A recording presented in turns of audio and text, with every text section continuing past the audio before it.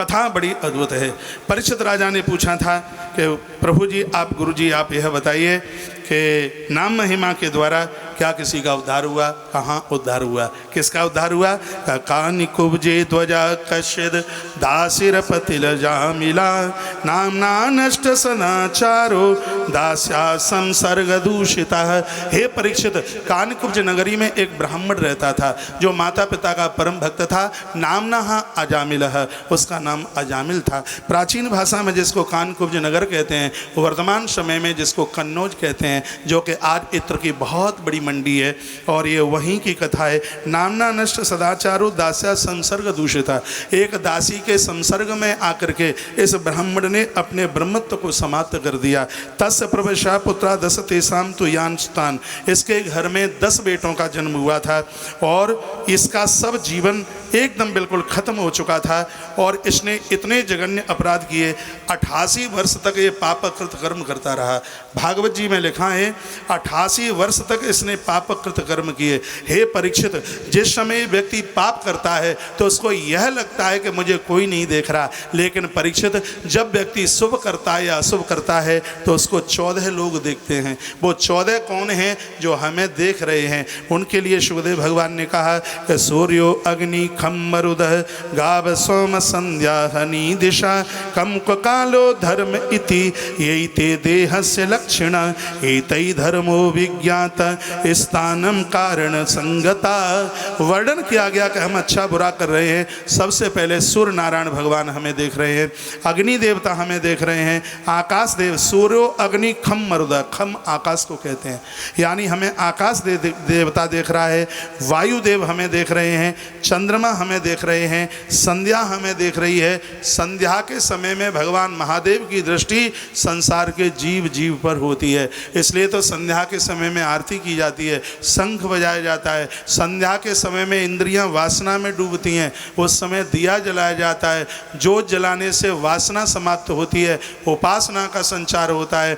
जिन घरों में संध्या करते समय, दोनों वक्त मिलते समय दिए जलाए जाते हैं, महादेव उनके ऊपर अति प्रसन्न हो जाते हैं। लिंग पुराण में वर्णन है कि संध्या के समय में अपने घर में दिए जलाने का मतलब 1 साल तक सोमवार का व्रत करने से जितना पुण्य प्राप्त होता है, संध्या के समय में आरती में दीपक जलाने से उतने फल की प्राप्ति होती है। ये बात मैं एक बार फिर रिपीट कर रहा हूँ।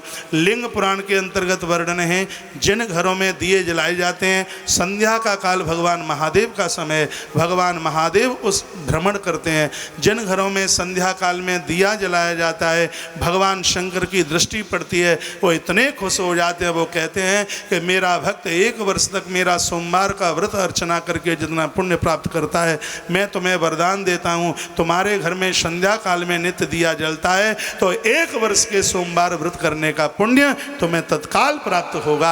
इसलिए अपने घरों में संध्या को दिया शिव के प्रसन्नता के लिए और सुबह का दिया नारायण की प्रसन्नता के लिए जलाइए। सुबह के समय में जो बच्चे मंदिरों में दिया जलाते हैं, उनके जीवन में कभी विद्या में कमी नहीं आ सकती। जो बच्चे संध्या के समय महादेव के मंदिर में दिया जलाते हैं, वो कभी कुसर्ग में, कुसंग में कभी भटक नहीं सकते।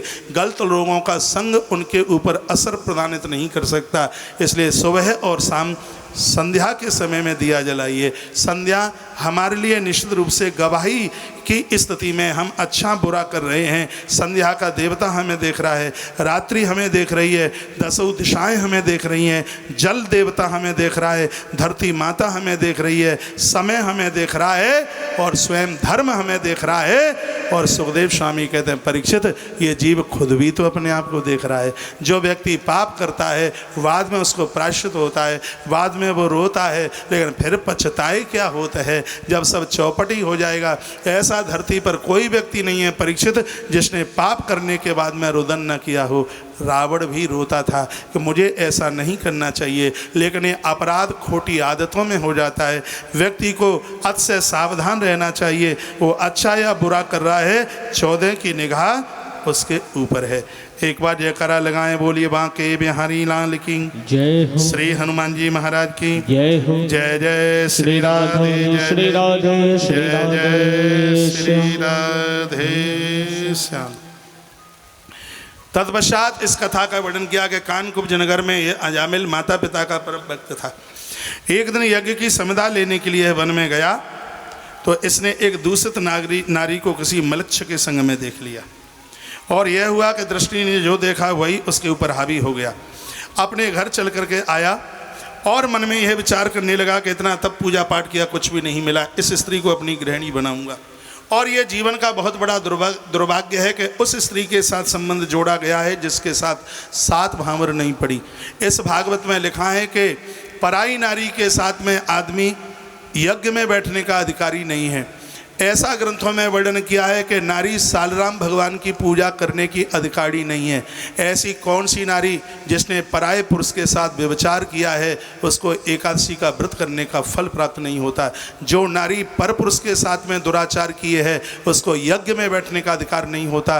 गरुड़ पुराण में लिखा है कि जिस नारी ने पराये पुरुष के साथ व्यभिचार किया है उसके हाथ की चढ़ाई गई कढ़ाई श्राद्ध को उसके पुरखे कभी भी स्वीकार नहीं करते। इसलिए बहुत सावधान रह करके जीवन का निर्वहन करने की आवश्यकता है। इसने सोचा माता पिता की इतनी सेवा करी, आज तक तो मुझे कुछ मिला नहीं, क्यों न इस स्त्री को अपने घर में ला करके रख लूं। व्यक्ति को वही देखना चाहिए जिससे भजन बढ़े। श्रीमद् भागवत का बड़ा सुंदर श्लोक है, मात्रा स्विस्त्रा द्वित्रा वा नाम भक्ता सनो भवेत बलवान इंद्रिया ग्रामो विद्वा समप करसती। ये इंद्रियां इतनी बलवान हैं, इसलिए समझदार व्यक्ति को चाहिए चाहे माँ हो, माता और बेटा भी पास पास न बैठें, भाई और बहन भी पास पास न बैठें, गुरु और शिष्य भी पास पास न बैठें और पिता और पुत्री भी पास पास न बैठें, क्योंकि बलवान इंद्रिया ग्रामो विद्वा समप करसती। ये इंद्रियां इतनी बलवान हैं कि बड़े से बड़े मेधावी को वो धराशायी कर देती हैं। भगवान वेद व्यास अपने चेलों के बीच में ये सिद्धांत प्रकट कर रहे थे। उनमें से एक महात्मा खड़ा हो गया जो एक बहुत बड़े वेद का, एक बहुत बड़े शास्त्र का आचार्य है, जिसका नाम है महात्मा जैमिनी। 6 शास्त्रों में से एक शास्त्र वैशिक शास्त्र का यह अधिकारी है। उसने खड़े होकर के कहा, गुरुदेव ये आपने गलत लिख दिया है, हम जैसे धीर वीर पुरुषों की ये इंद्रियां क्या बिगाड़ेंगी, भागवत में से श्लोक बाहर निकाल दीजिए। आपने लिखा बलवान इंद्रिया ग्रामो विद्वा समप करसती, हम जैसे योगियों को ये इंद्रियां कभी पराजित नहीं कर सकती। भगवान वेद व्यास ने कहा, बच्चू थोड़ा सा तो तू रुक जा, कुछ दिन इंतजार कर ले, फिर हम तुझसे बात कर लेंगे कि तुझ जैसे योगियों को भी ये इंद्रियां गिरा सकती है कि नहीं गिरा सकती हैं। रात निकली, सुबह हुआ, संध्या होने वाली थी। भगवान वेद व्यास ने पतली साड़ी पहनी, 2 लोटा पानी ऊपर से डाल लिया, रिमझिम बरसात हो रही थी। साड़ी पहन करके संध्या के समय पर भगवान व्यास महात्मा जैमिनी के आश्रम पहुंच गए। और भगवान व्यास हर जीव जंतु की भाषा बोल लेते थे। उन्होंने स्त्री की भाषा में कहा, गुरुजी मैं रास्ते में हूँ, मेरे संग के लोग सब बिछुड़ गए हैं, रहने को कहीं जगह नहीं है, आज रात्रि भर मैं तुम्हारे आश्रम में रुकना चाहती हूँ, सुबह मैं चली जाऊँगी, मुझे जगह मिल जाए। जैमिनी रोटी बना रहे थे, चिमटा उठाया, कहा तू जानती है मैं वो महापुरुष हूँ जो काट की स्त्री से भी दूर रहता है, खबरदार यदि यहाँ तूने फटकने की कोशिश करी। तो व्यास, स्त्री क्या थे? व्यास, भगवान वेद व्यास कहते हैं, गुरुजी हम किसी से नहीं कहेंगे, हम रात में तुम्हारे यहाँ रुके हैं, जब संत ही हमें शरण देने वाले नहीं होंगे तो फिर मेरी तो लाज ही लुट जाएगी।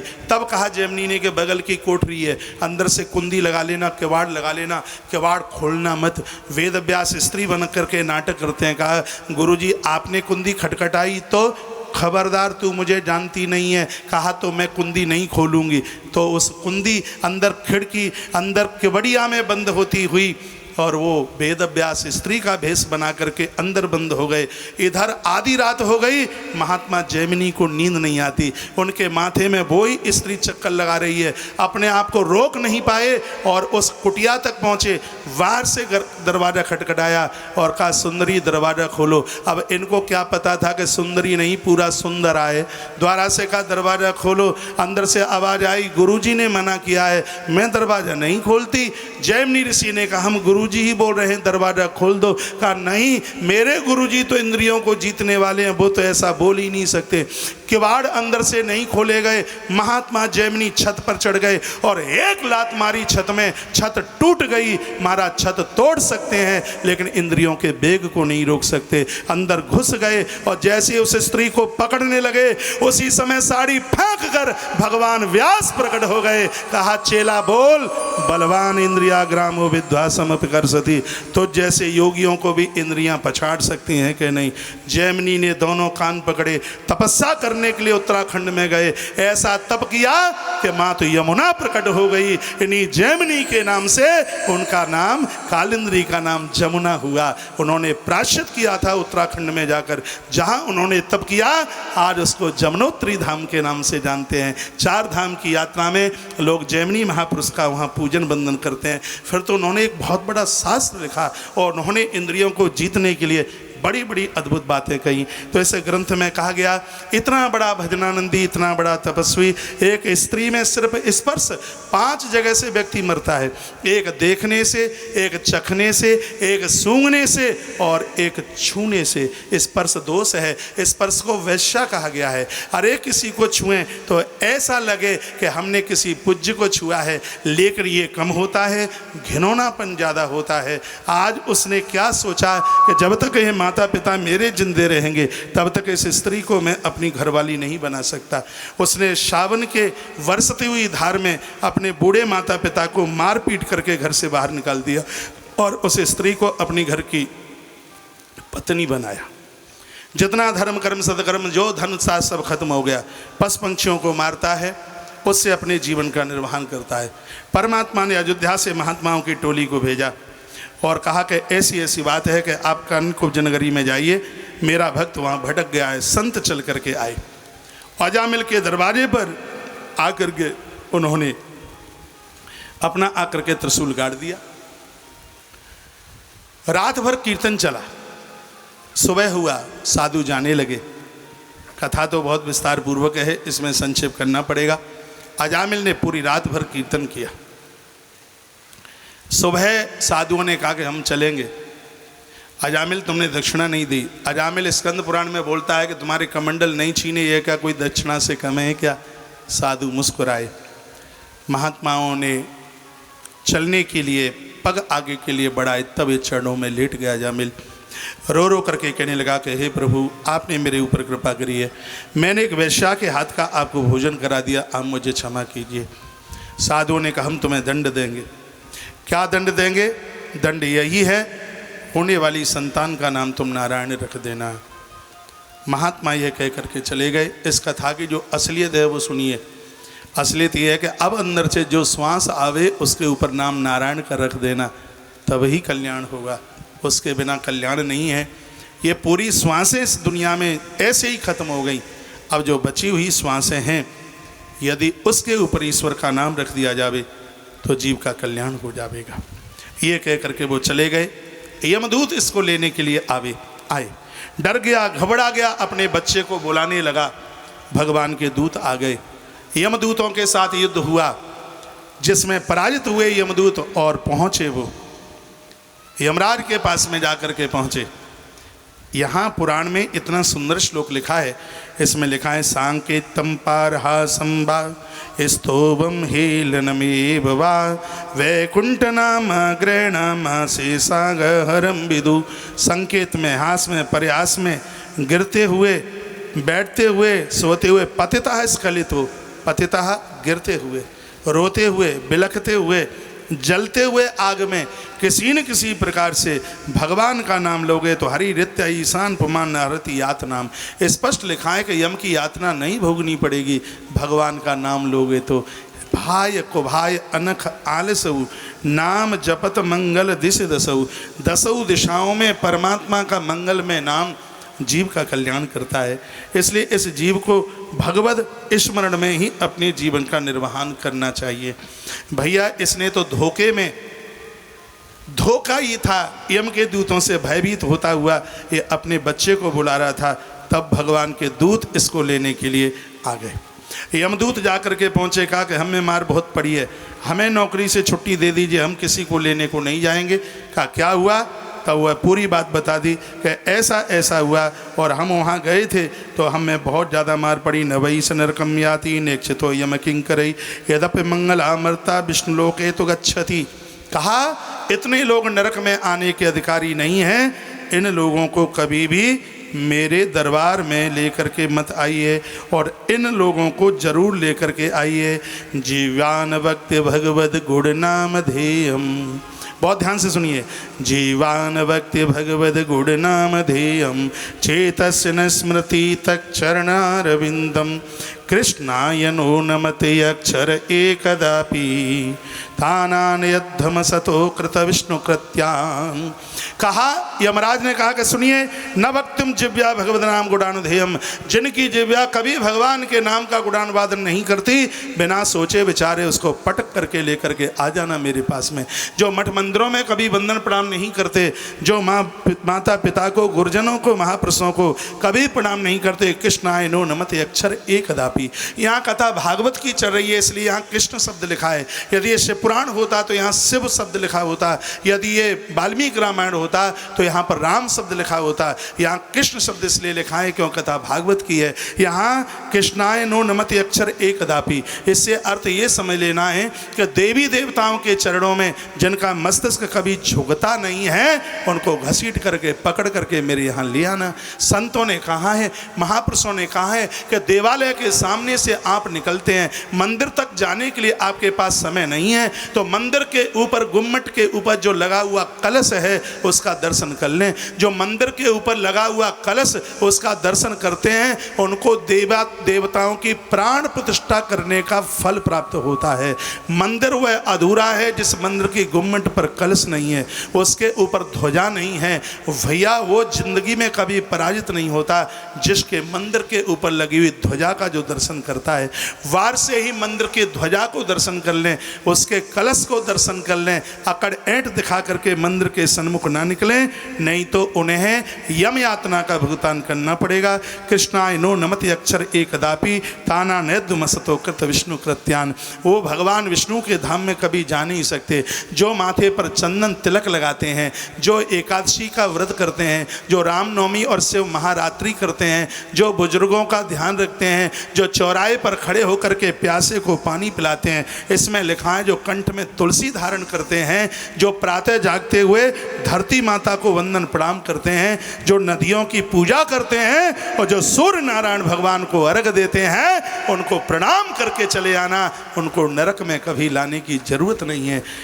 जो ध्वज जनेऊ धारण करते हैं, ये स्पष्ट इसमें लिखा हुआ है। सुहागिन माताएं भाल में सिंदूर लगाती हैं। आजकल सिंदूर लगाना भी एक फैशन जैसा हो गया है, यहाँ से यहाँ बस थोड़ा सा इतना लगा लें, कोई देख भी ना पाए। जिसकी भाल पर बिंदी और जिसकी भाल पर बिंदी और जिसकी मांग में सिंदूर, और जो चाहे स्त्री हो और चाहे जो पुरुष हो, जो नित्य सूर्य भगवान को अर्घ, ध्वज लोग यज्ञोपवीत धारण करते हैं, ध्वज लोग गायत्री का जप करते हैं, क्षत्रिय लोगों के लिए बताया गया दीन दुखियारों की रक्षा करते हैं, वैश्यों के लिए बताया गया कि जो भूखे को भोजन कराते हैं, और कनिष्ठ वर्ण के लिए बताया गया जो समाज में सेवा के कार्य को संभाले हैं, कह दिया उन्हें प्रणाम करके चले आना, उनको नरक लाने की बिल्कुल जरूरत नहीं है। यह यमराज ने अपने दूतों को कहा। उसी समय आज धर्मराज रो पड़े और भगवान को प्रार्थना करने लगे। सूत सावधान करते हैं, हे सोनक ऋषियों, तत्सम्यताम च भगवान पुरुष पुराणो नारायणा स्वप्रसंदा स्वानम अहो विदुषार चितंजलिनाम शांति गरियसी तम पुरुषाय भूमने। कहा तन क्षम्यताम च भगवान पुरुष पुराणो, हे परमात्मा, यहाँ पुराण शब्द लिखा हुआ है। पुराण का अर्थ है जो सबसे प्राचीन है, जिससे पुराना कोई है ही नहीं, इसलिए उनको पुराण पुरुषोत्तम भगवान कहते हैं। परमात्मा को आज यमराज ने कहा कि भगवान जब कोई नहीं था तब आप थे, जब कोई नहीं रहेगा तब आप ही रहेंगे। मैं आपसे प्रार्थना करता हूँ, मेरे अनुयायियों से, मेरे दूतों से गलती हो गई है, इन्होंने आपके भक्त को परेशान किया है, उसके लिए मैं क्षमा मांग मांगता हूँ, आप क्षमा कर दीजिए, आप रुष्ट न हो। अब समाज में इस कथा का क्या श्रेय जाता है? आपस में दो बच्चे आपस में लड़ जाएं, रोता हुआ बच्चा आपके पास आवे तो लाठी लेकर के मत पहुंच जाइए। भले लोगों का तो काम ये है वो वहाँ जाएं और जा कर के कहें, रामदास भैया ना सुन लो, बच्चा है उसने गलती कर दी है, मैं तुमसे गलती की क्षमा याचना करने के लिए आया हूँ। जैसे आपका बेटा है ये भी तो आपका ही बेटा है। भले लोगों की ये आवाज़ होती है, ये नहीं कि दो बच्चे लड़ गए और वो लाठी बल्लम भाला लेकर के चला गया। ये कथा यही तो कहती है यमदूतों ने गलती करी है, यमदूत गलती करके आए हैं, यमराज रो रहे हैं। यमराज कहते हैं तत्सम्मिताम च भगवान पुरुषा पुराण नारायण स्वपुरुषया ददनम सकर्तसा। मेरे इन बच्चों ने, मेरे दूतों ने गलती करी है, उसकी क्षमा याचना मैं तुमसे मांगता हूँ। इनको तुम माफ़ कर दीजिए, इनको तुम क्षमा कर दीजिए। सुखदेव स्वामी परीक्षित राजा को कथा सुनाए। सूत जी सौनक ऋषियों को कहते हैं, हे सौनक ऋषियों, ये कथा मैं अपनी तरफ से नहीं सुना रहा, ये कथा कहाँ घटित हुई है, ये कथा साधारण नहीं है। ये कथा कहाँ घटित हुई है उस बात का वर्णन किया गया। कहा मलयागिरी पहाड़ पर एक दिन अगस्त महात्मा, मलयागिरी पहाड़ पर एक दिन महात्मा अगस्त सालग्राम भगवान की पूजा करके चंदन लगा रहे थे। ये इन्हीं श्लोकों में इस बात का वर्णन किया गया है। का पुनर्विशिष्ट माया गुणे श्रमते बिंदवा स्वर्ण्यस्तु कामस्तु दुय इम किंकरास्ते नेवास मलयागिरी पहाड़ अगस्त सालग्राम पूज्यते। महात्मा अगस्त भगवान सालग्राम की पूजा कर रहे थे। तथा आगतः सुखदेव मुनि, उसी समय महात्मा सुखदेव चल करके आ गए। उन्होंने महात्मा अगस्त को वंदन प्रणाम किया। अगस्त महात्मा ने आसन दिया, कहा बैठ जाइए, और वो भगवान को चंदन लगा रहे थे। उसी समय सुखदेव मुनि ने महात्मा अगस्त को एक प्रश्न किया। कहा हे गुरुदेव, प्रभु श्री राम भी तुम्हारी देहली पर चल करके आए हैं, आप महान संत हैं, राम की विजय के लिए तुमने उस वन में अखंड दिया जलाया था, परमात्मा स्वयं तुम्हारे यहाँ चल के आए, तुमने प्रभु श्री राम जी को एक ऐसा तर्कस दिया जिसके वाण कभी समाप्त नहीं होते थे। कलयुग में इस जीव का कैसे उद्धार होगा, कलयुग में जीवात्मा का कल्याण कैसे होगा, उस संदर्भ में आप कोई सुंदर सी कथा सुना देते तो सूत सावधान करते हैं। सोनक ऋषियों, हाथ में महात्मा अगस्त सालग्राम भगवान की सेवा कर रहे थे और उस समय उन्होंने नाम महिमा में ये अजामिल उपाख्यान सुनाया और कहा हे सुखदेव, जो इस जीवन में अजामिल की तरह धोखे से भी नारायण का नाम अपनी जिह्वा से उच्चारण कर देगा, यम के दूत रास्ता भूल जाएंगे, अपराधी से अपराधी व्यक्ति भी परमात्मा के घर जाकर के पहुंच जाएगा। अजामिल उपाख्यान की कथा है। खाली ताली बजाने से काम नहीं चलेगा। तो ये कथा ये कहती है, अब सुबह जागते समय, रात्रि को सोते समय भगवान के नाम का उच्चारण कीजिए। भगवत नाम के बिना इस जीवात्मा का कभी भी कल्याण नहीं हो सकता। ना कल्याण हुआ था और ना कल्याण होने वाला है। इसलिए भगवत नाम उच्चारण जरूर करते रहिएगा।